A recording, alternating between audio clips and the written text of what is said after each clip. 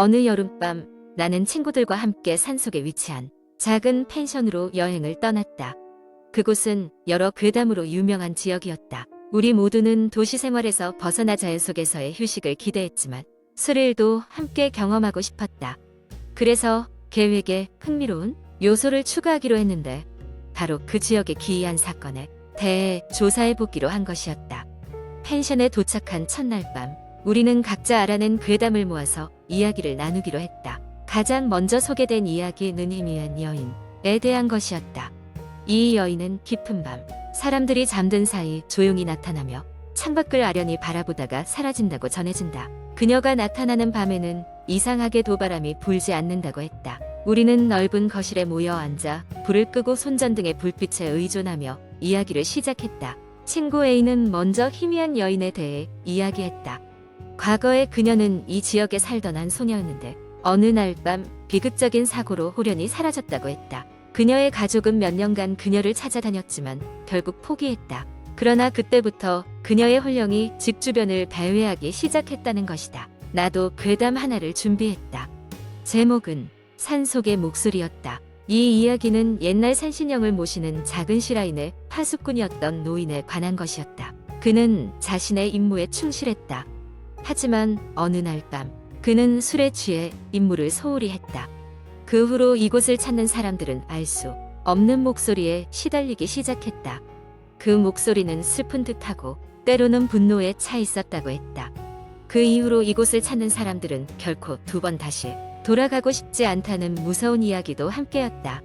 이야기를 나눈 후 우리는 밤의 산책을 갑자기 해보고 싶다는 생각이 들었다. 그래서 손전등을 챙기고 조용히 밖으로 나왔다. 산책길이 생각보다 더 어두웠기 때문에 긴장감이 감돌았다. 우리는 공포소설에서 흔히 등장하는 것처럼 괜한 소리에도 서로 놀라곤 했다. 산책 도중 친구 B는 조용히 하는 말이 들리지 않느냐고 물었다.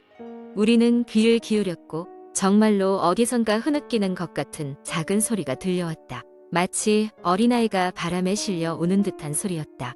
친구 C는 겁을 먹고 돌아가자고 제안했다. 하지만 호기심이 강했던 우리는 끝까지 그 소리를 찾아보기로 했다. 소리를 따라 걷다 보니 작은 숲속 빈터에 닿았다. 그곳에는 오래된 벤치 하나와 누군가의 기도를 받는 것처럼 생긴 작은 돌상이 있었다. 바로 그 순간 소리가 더 크게 들리더니 모두가 분명히 들을 수 있을 정도로 또렷해졌다. 그것은 분명히 말했다. 내 목소리를 들어줘. 라고. 우리는 그 자리에서 얼어붙은 채 아무것도 할 수 없었다. 누군가의 용기 있는 외침으로 우리는 정신을 차리고 잽싸게 펜션으로 돌아왔다. 펜션에 도착했을 때 안도의 한숨을 내쉰 우리는 그 이야기를 믿지 못할 하지만 잊지 못할 추억으로 남기기로 했다. 다음 날 우리는 현지 마을 사람들에게 우리가 겪었던 일을 이야기했다. 그들은 미소를 지으며 우리에게 그저 산신령이 장난쳤을 뿐이라며 크게 문제 삼지 말라고 조언했다. 잔잔한 산속의 여름밤의 기묘한 경험은 그렇게 우리의 기억 속에 오래도록 남아있게 되었다. 두 번째 이야기. 몇 년 전 나는 대학교 친구들과 여름 방학을 맞아 시골로 여행을 갔다. 우리 일행은 총 6명이었고 우리는 심심풀이로 유명한 귀신의 집에 가보자는 제안을 했다. 그 집은 오래된 3층짜리 아파트로 마을 사람들 사이에서는 영혼이 쉬지 않는 집이라 불렸다. 특히 2층의 끝방에서는 이상한 소리가 난다는 이야기가 있어 더욱 흥미로웠다. 집에 도착한 우리는 문이 잠겨있지 않은 것을 확인하고 조용히 집 안으로 들어갔다. 쓰러져 가는 가구와 바닥을 가득 메운 먼지들이 이곳이 얼마나 오랫동안 방치되었는지를 말해주고 있었다. 그곳엔 전등이 없었기에 우리는 휴대폰 손전등을 켜고 천천히 발걸음을 옮겼다. 우리는 먼저 1층을 둘러보기 시작했다. 아무것도 없는 방이 하나 있었고 주방으로 보이는 공간엔 낡은 식탁과 의자가 덩그러니 자리하고 있었다. 아무 일도 벌어지지 않자 우리는 별 것 없다는 생각에 2층으로 올라갔다. 그 순간 우리는 계단에서 이상한 기운을 느꼈다. 마치 누군가가 계속해서 우리를 지켜보고 있는 듯한 오싹함이 몰려왔다. 하지만 우리는 호기심과 두려움이 뒤섞인 상태에서 발걸음을 멈추지 않고 올라갔다. 곧 2층에 도착하자 문제의 끝방으로 향했다. 끝방의 문은 절반쯤 열려 있었다. 안을 들여다보니 방 안 중앙에는 작은 테이블 하나가 놓여 있었고 그 위엔 희미하게 빛나는 은으로 만든 거울이 있었다. 나는 얼떨결에 거울 속을 들여다보았다. 그리고 나서야 우리는 그 방 안에 여러 개의 그림자가 있다는 것을 깨달았다. 그림자들은 분명 우리 일행의 것이 아니었다. 그곳에 있는 그림자들은 우리와 같은 크기와 형태를 하고 있었지만 분명히 벽에 비친 우리 그림자가 아니었다. 순간 등골이 오싹해지며 우리는 그 자리에서 얼어붙었다. 그때 그림자 중 하나가 천천히 고개를 돌리더니 우리를 바라보는 것 같았다. 설명할 수 없는 공포감에 휩싸여 우리는 그대로 도망치기 시작했다. 다급히 계단을 뛰어내려오면서 누군가 뒤에서 따라오는 발소리를 듣는 듯했다. 밖으로 나오자마자 우리는 푸른 밤하늘 아래로 사라질 듯 황급히 그곳을 벗어났다. 한참 뒤에야 우리는 멈춰 설 수 있었다. 그 자리에서 서로의 얼굴을 확인하자 모든 친구들이 똑같이 창백해져 있었다. 그날 밤 이후로 우리는 다시는 그 집 근처에 가보지 않았다. 가끔씩 친구들끼리 모일 때면 그 이야기가 자연스럽게 떠올랐다. 그때마다 우리는 그 방에서 봤던 그림자들이 대체 무엇이었을까에 대해 이야기하곤 했다. 대부분의 사람들은 그저 우연일 거라며 웃어넘겼지만 그날 이후로 나는 어딘가 알 수 없는 한기가 내 곁을 맴도는 기분을 떨칠 수가 없었다. 몇 년이 지나 나는 그 집이 불탄 채로 발견됐다는 뉴스를 접했다. 보고에 따르면 화재 발생 원인은 불명이나 현장에서 발견된 수상한 그림자들에 대한 주민들의 증언이 이어졌다고 한다. 이토록 냉혹한 사실들로 연결된 그날의 경험이 가끔씩 사람들의 입에 오르내리는 귀신의 집에 관한 이야기의 무게를 더하고야 말았다.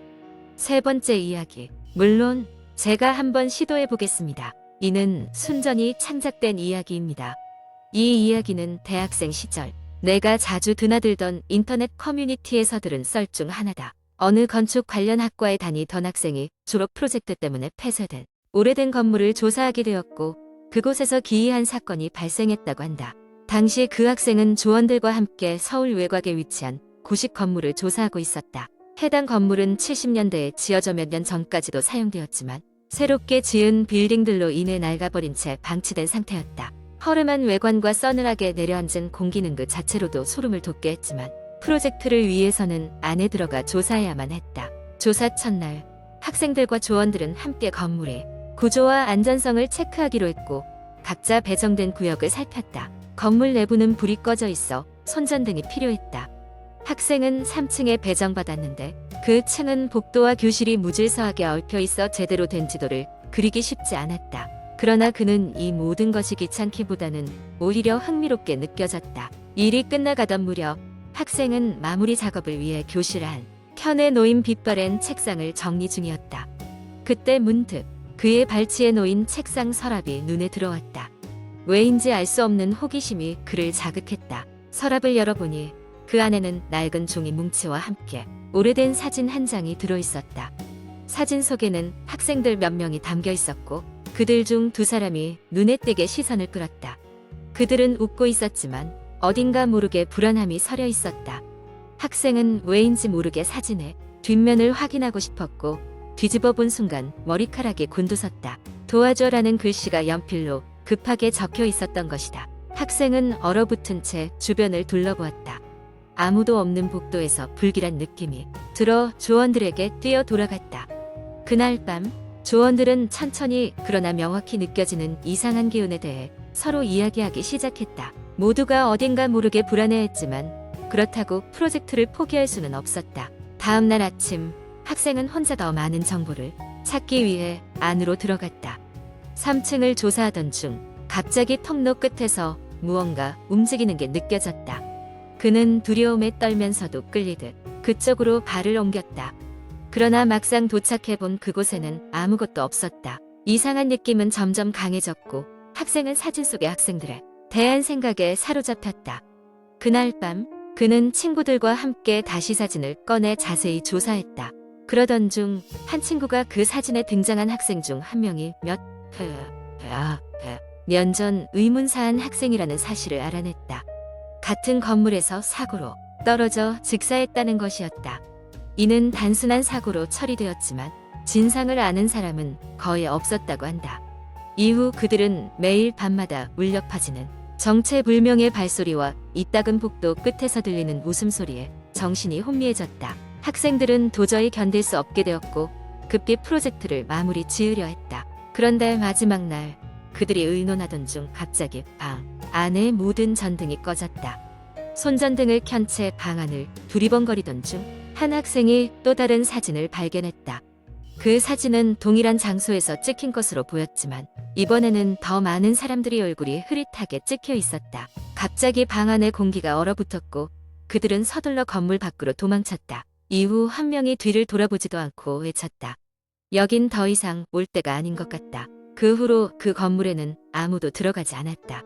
하지만 이상한 소문은 계속해서 돌았고 어둠 속에서 아이들이 웃고 있는 모습이 보였다는 등의 이야기는 끊이지 않았다. 시간이 흐르고 그 건물은 철거되어 그 자리에 새 건물이 들어섰다고 하지만 여전히 그곳을 지날 때면 싸늘한 냉기가 등골을 오싹하게 만든다고 한다.